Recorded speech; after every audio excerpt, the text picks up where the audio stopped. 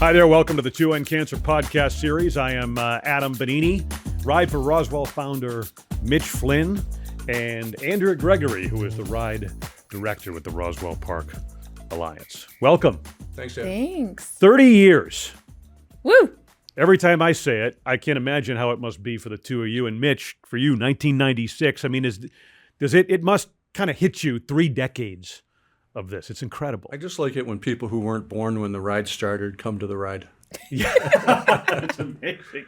It's amazing. It really is. Let's start by going back, right? And for those new to this, I know a lot of people know this story, but it's 1996. I don't know what the number one song was or whatever. We don't have to go that. But what goes through your mind, and how does this whole thing get started? I started by pitching it to Cindy Eller and Deb Park, who was on the Alliance staff then. And we had a breakfast meeting at Denny's on Main Street. And I pitched it. Everybody was happy. And then I didn't hear anything for about 3 months. So I figured that was a nice try. Good luck. But then it came back and said, go ahead. And I found out about 10 years later that the vote to say yes to the ride was split. It was a 2-1 and not sure it was going to go ahead. So that was one of those mysteries solved. But we got over it. We started the ride. We had a seat of the pants volunteer group, ate a lot of pizza, had no idea how many people would show up. 1,000 people showed up. We raised $100,000. And in short, that was how the ride got started. Did you ever envision it becoming what it is today? I got that question. I always had the conviction it would hit $1 million. And it took 11 years to do that. 2006 was the $1 million year. And where it went from there, I really couldn't have guessed. Andrea Gregory, Yeah. $6 million is the very realistic, reachable goal this year, and somewhat appropriate on the 30th anniversary to hit that milestone. What was it? I mean, almost in 2024, like 5.95 or somewhere in the over 80 million cumulatively through the years. Tell us more about what the Ride for Roswell is today, and how meaningful it is for so many. Yeah, so to start with the $6 million goal, we're obviously really excited. We were very close last year, and it is definitely doable. But I think the ride, so I've been around the ride since 2010. So, and back when I started, it was in the $2 million range, and it's just continued to grow. And the most important part about it is that it's the largest source of unrestricted funding for the hospital. And so what that means is it's helping the most pressing needs, whether it's clinical trials, whether it's the research that's happening that needs to get off the ground, the seed funding. It's helping the current patients that are currently in our doors going through their battle. And so that's what's so meaningful, is that this event truly helps so many that are in the fight right now, and those that are going to be diagnosed tomorrow and 5 years down the road and 10 years down the road. And so $6 million is unbelievable, and something this community should be so proud of. And there's an exponential aspect to it. For every dollar that's raised, I believe it's 23 if I'm not mistaken. Mm-hmm. But I mean, just do the math on that, and you see the progress, whether it's Cervexm, the glioblastoma brain cancer vaccine, or the cell therapy, the labs that are coming online now, and these clinical trials that could break so much new ground in the fight against cancer. It really does. So much of it is fueled by what this community and what the Ride for Roswell does. Absolutely. We're so fortunate to have this community support, and not just right now, but for 30 years. It's just unbelievable. Yeah. Mitch, I'm struck. You think about the numbers, right? We talked about more in excess of 80 million raised over the 30 years. Actual riders, we hear the number 8,000, but it's in excess of 150,000 riders in the history of this event. I mean, think about that, sort of that horsepower on so many levels. Does that ever just sort of strike you? I mean, when you hear those numbers, what do you think? It's a lot of riders. I think the way I look at it is what brings people back to the ride. And I've heard different friends describe the atmosphere of Ride Day as being one of the most hard to describe, extraordinary feelings you could have. There's something in the air. And what's in the air, I think, is just the good vibe of people who've been out to do something fun, but something fun that has a point, and the point you can't avoid, of course, is that we're a cancer hospital. And there are a lot of people out there who are going through a really hard time fighting a disease that it's just hard to get your arms around because it's so nasty. The language of cancer is so hard to understand.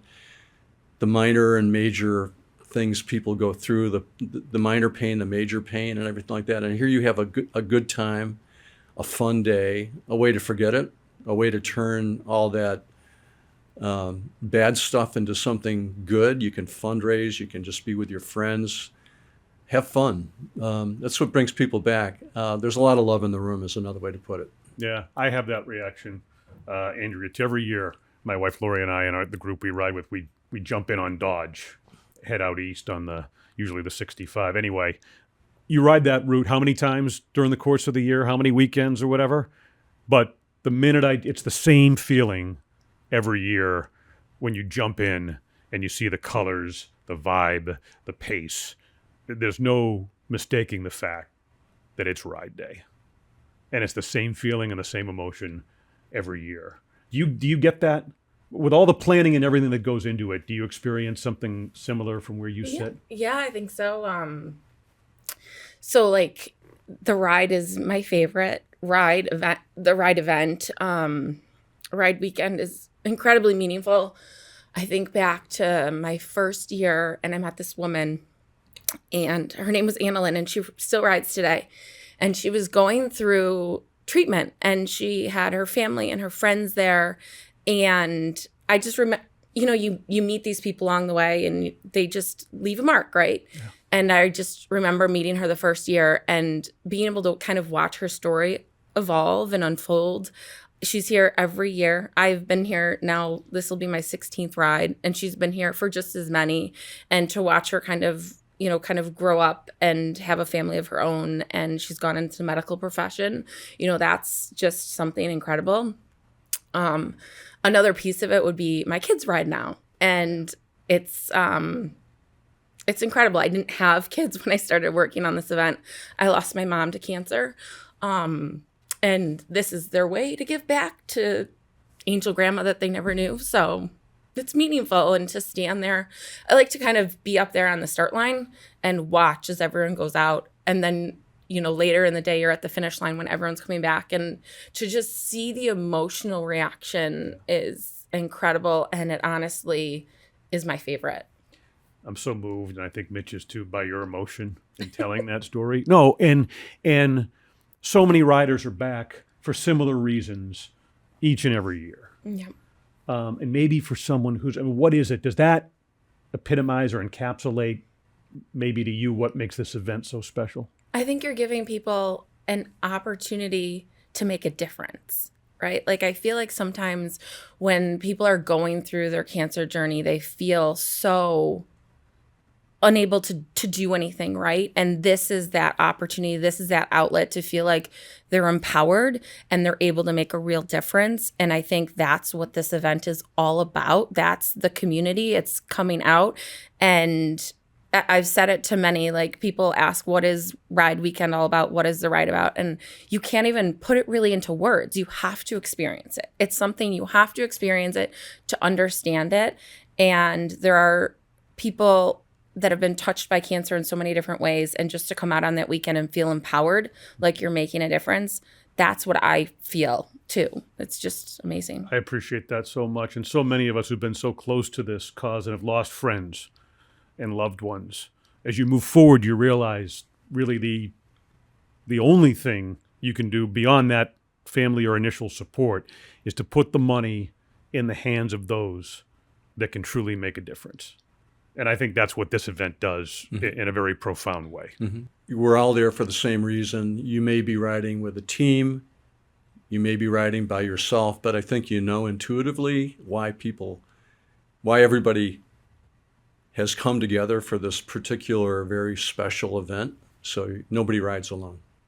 This doesn't happen overnight, obviously. And I'm just curious, Mitch, to ask you, in your memories over the years from 1996, which we started off talking about, and that relatively small group, what are some of the things that stand out to you of the leaps forward along the way, how things have progressed through the years? Yeah, I was thinking about that this morning, so I could get my answer straight when you asked me that question.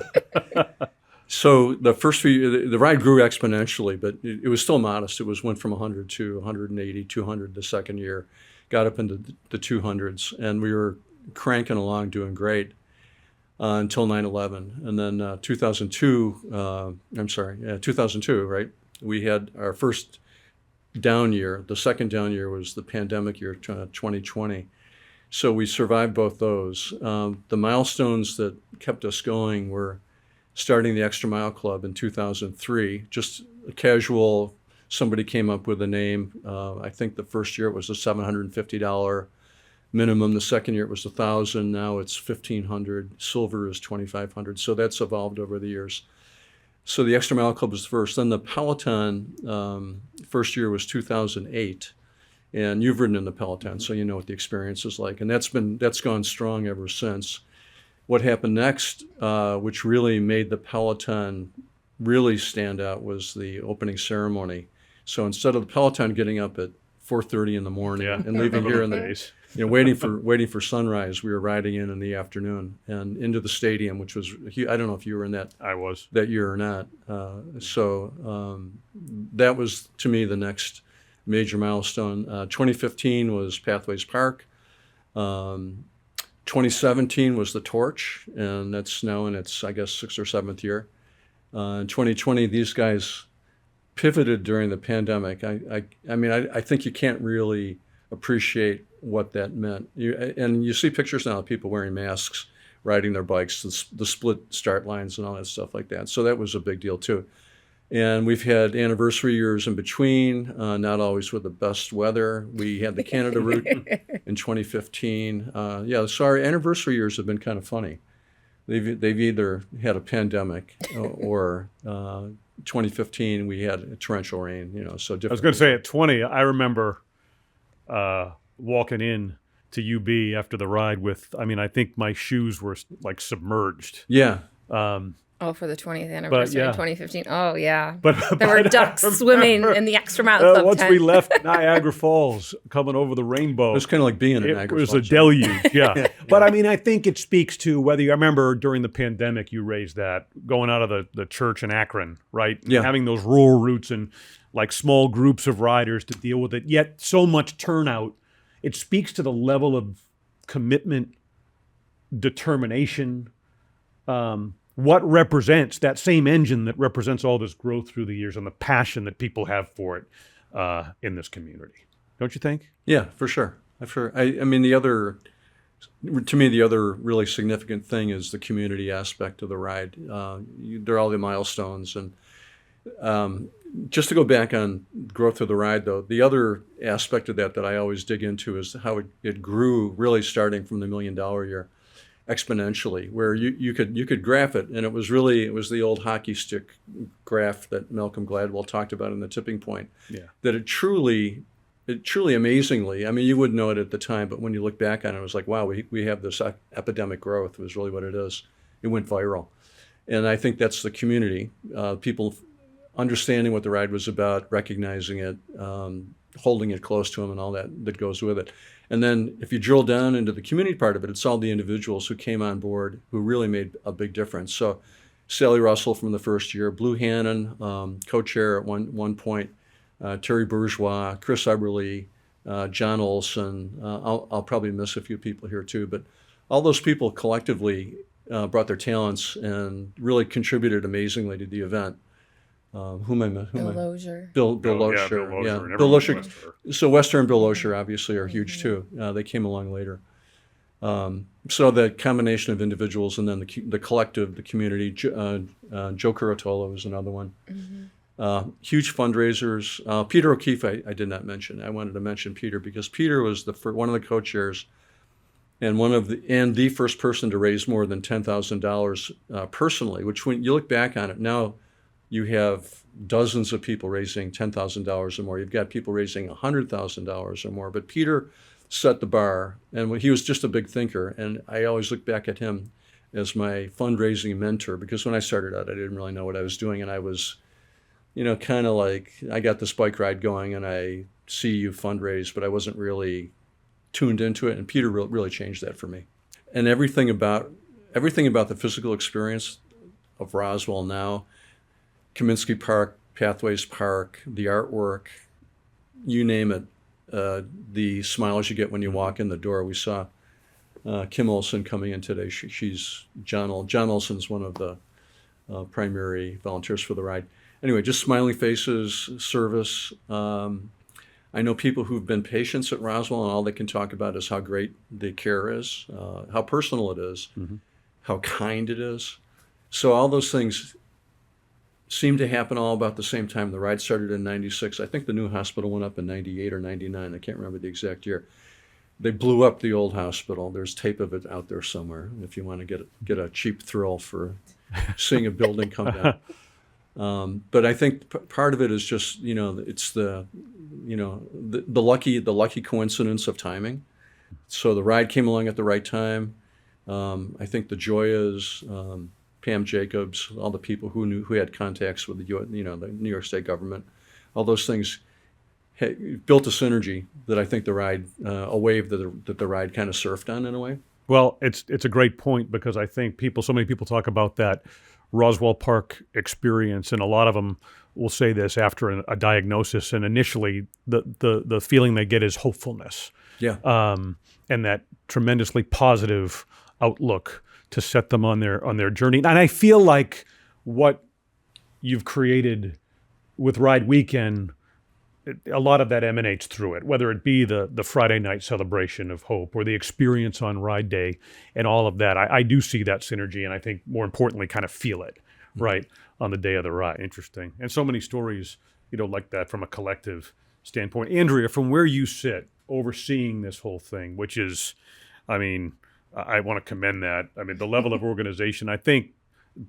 people will say that. I had a rider who was new to the event a couple of years ago, said to me, "Oh my God, it runs like a well-oiled machine with so many riders, and it's the largest or close to the largest single-day cycling event in the United States. The work that you and your team do is incredible." And I guess that tees up the question. This has become so much more than just a cycling event. This is a community-wide kind of recognition and celebration of the progress and the commitment in the fight against cancer. Oh, absolutely.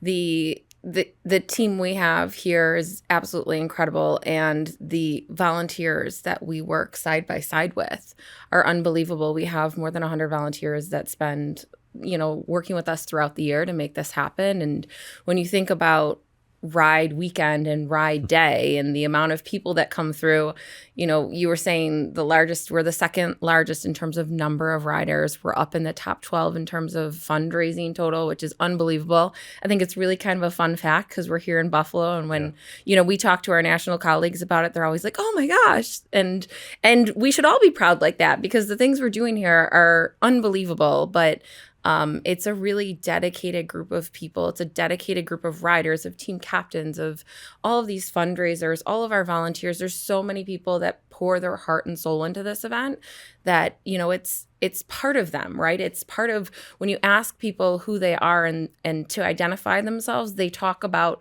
all these different things. But a lot of our most dedicated riders, one of the first things out of their mouth when they talk about is, "I'm a participant in the ride," or "I'm a fundraiser for the ride," or "I volunteer for the ride." And that's just so meaningful. And it's something that's, been created from the beginning, from all of these people starting and pouring, their hearts and souls into it. Yeah, I think about that when you're out on whatever route you choose. And when you say volunteers and the coordination with the various, police agencies and every intersection is managed, over a 65 or 100-mile route or whatever it is, or a 30 or a 20. Just the number of people that step up and do something to help make this event a success. And you think about now 30 years, and I know so much of this is sort of still under wraps, I guess. I'm curious, right? I don't know myself. I'm anxious to hear What's in store for the big 3-0?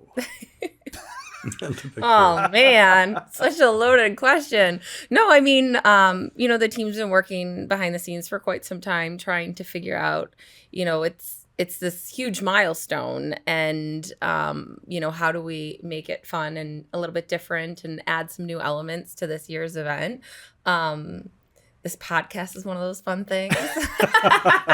No, but seriously, on Ride Weekend, we're really wanting to make sure that we hit kind of a couple different things. And I don't want to give it all away, but we really want to make sure we're honoring kind of the past and talking a lot about the difference that these dollars have made, because that's so important that people understand that we're truly making a difference, and the money that they're raising is so important. And so, we're going to be dabbling a little bit in some of our history. We want to talk about all the impact and all the, critical things. You talked about Survaxum. We started funding that from when it was, seed funding. So we want to talk about all of that, but also have this opportunity to have something really celebratory where it's a little bit, throwback to the 30 years and, the 90s and some of that stuff.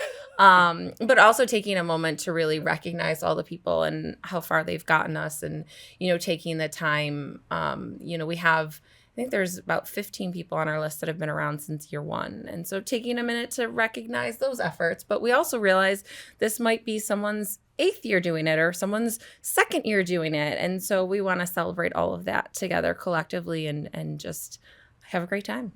Mitch, So anything you want to add to that? It's pretty powerful. The piece you mentioned about people who've been doing it for all 30 years is one that I really appreciate, because I know most of those people personally and have met them over the years and watched them come back and so forth. And that's just a fun piece of it, to know that people have been doing it since 1996, and volunteers are riders. And I guess one of the aspects of being into it 30 years is how lucky we are to have, first of all, that it's survived, because there were a couple times after 9/11 was one time where people were kind of like, it's been so far so good.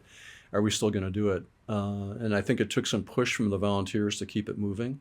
Mm-hmm. So the fact that we've survived that long, and also that we've been lucky in terms of safety too, has been a blessing. You can't look at it any other way.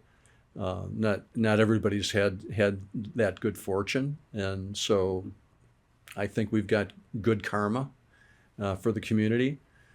I think the community really not only recognizes us, but appreciates us, and I think to a certain extent loves the event. So there's a lot of good stuff that 30 years has been able to produce, I'd say. Yeah, I think it's, you think about the lives that have been saved and extended. Just personal note for me, I got involved in 2005 when Channel 2 became a sponsor. I had lost my dad in 2004. And I know a number of people today that are living a high quality of life that got the same diagnosis that he did because of the developments that have actually taken place, OmniSeek, that type of thing at Roswell Park. And I know I'm not alone in that story. And I think that is so inspirational. I think that hits home for so many people. So it's coming up. It'll be here before we know it. Yes. Though at the 27th of June, Celebration of Hope, and the 28th, the 30th ride for Roswell. Look forward to rolling with you again, Mitch. Yeah, right. We've been doing that for quite a long time. It's the highlight, one of the highlights for my wife Lori and me of our year, certainly. And Andrea, thank you for everything that you and your team are doing. Anything else you want to add here before we wrap this up? Thanks, Adam, for taking this on and for your time. Yeah, labor of love. Yes, thanks, Adam. Thanks you. Yeah. And thanks to all of you for being with us here on the 2 and Cancer podcast series.